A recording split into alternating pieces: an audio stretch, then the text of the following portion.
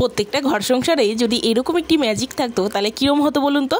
তাহলে তো মনের মধ্যে আনন্দ আর ফুর্তি এক রাস থাকতো।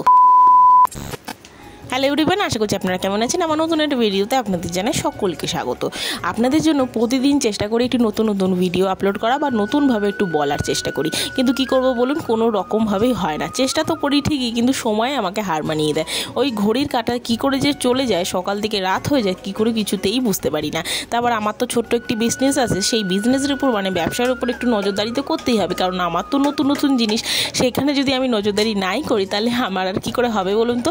যাই হোক, আমি এখানে একটু কম নজরদারি করি, কারণ এখানে জানি হয়তো কোনো না কোনো দিন একদিন ঠিক সফলতা পাবো ঠিকই, কিন্তু খুব একটা আমি এখানে নজরদারি করে উঠতে পারি না। যাই হোক, সকালবেলা রান্নাবান্না বসিয়ে দিয়েছি, এদিকে বৃষ্টি নেমেছে এদিকে দেখি বিশ্বকর্মা ঠাকুরগুলো প্লাস্টিক দিয়ে ঢাকা হয়ে গেছিলো। কিন্তু কি করব বলুন, আমাদের এই বৃষ্টির দিনে খুবই ঝামেলা হয়। যেহেতু আমাদের কারখানা আছে সবাই জানেন, সেই জন্য ঠাকুরগুলো শোকানোর খুব ঝামেলা বেড়ে যায় আমাদের ওই মনে পড়ে গণেশ ঠাকুরগুলো কীভাবে শোকানো হয়েছিল, সেই গ্যাসের সিলিন্ডার দিয়ে তারপর গিয়ে তাপ দিয়ে গণেশ ঠাকুরগুলো শোকানো হয়েছিল। সকালবেলা রুটি করব বলে আটা মেখে নিয়েছিলাম, সকালবেলা টিফিনগুলো সব হয়েই গেছিলো। তারপর একদম ডাইরেক্ট চলে গেছিলাম দুপুরবেলা। ওই যে মধ্যিখানে ভিডিও করতে পারিনি, খুব একটা সময় হয় না, তাড়াহুড়োর দিন থাকে তো ওর জন্য। তারপর বাড়িতে তো কারিগর থাকে, কারিগরগুলোকে 10টা থেকে 10:30টার মধ্যে খেতে দেওয়া হয়ে যায়, কোনো দিন আবার 11টাও বেজে যায়। কি করব, কিছু করার থাকে না। সকালবেলায় মা এখন মাছ কাটতে বসেছে, সেইগুলো মাছ টাছ কাটা হয়ে গেলে এদিকে মাছের ঝোল বসাবো, এদিকে তার আগে আমি কিছুগুলো করে নিলাম।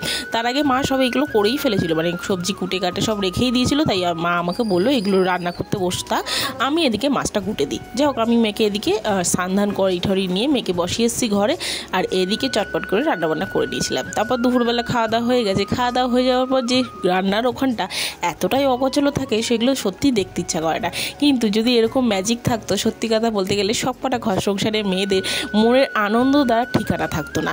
যা হোক, টুকটাক করে সব কিছু গুছিয়ে নিয়েছি। যেই সন্ধ্যেবেলা হয়েছে মেয়েকে পড়াতে বসেছিলাম, তখনই তার কাকা এসে বলেছিল যে একটু এগরোল খাবে, তাই আবদার অনুযায়ী সেই সব গুছিয়ে নিয়ে বসলাম এগরোল বানাতে। আপনারা একটু কমেন্ট করে জানাবেন তো যে আপনাদের এগরোল না চাউমিন না মোগলাই খেতে ভালো লাগে। আমি কিন্তু টুকটাক সবই কিছুই বানাই বাড়িতেই, ঘরে বাড়াই, কারণ একটাই কারণ হচ্ছে আমাদের যেহেতু মেম্বারটা অনেকটাই, লোক অনেক সংখ্যা, তার জন্য বাড়িতে বানানোটাই বেটার আমি মনে করি। যখন বানাচ্ছিলাম এগরোল তখন প্রায় 8টা বাজে, কারণ এটাও আমি বলি যে আমাদের 11টা 12টা 1টা অবধিও কোনো সময় সিজনে কাজ হয়, সেই জন্য আমাদের একটু ভারী খাবার না দিলে কারিগরদের, তাহলে ওরা কাজ করতে খুব একটা সুবিধা হয় না। ওর জন্য চেষ্টা করে একটু বেলা করে একটু ভারী খাবার দেওয়ার। এবার তোমরাই বলো তো তোমাদের এগ রোলটা কেমন লাগে। আমি কিন্তু এরকম খবর কাগজের মাধ্যমেই এগ রোল বানিয়ে থাকি। তোমরা যদি মনে করো কিছু, তাহলে আমার কিছু করার নেই, তার জন্য ক্ষমা প্রাপ্তি আমি রইলাম।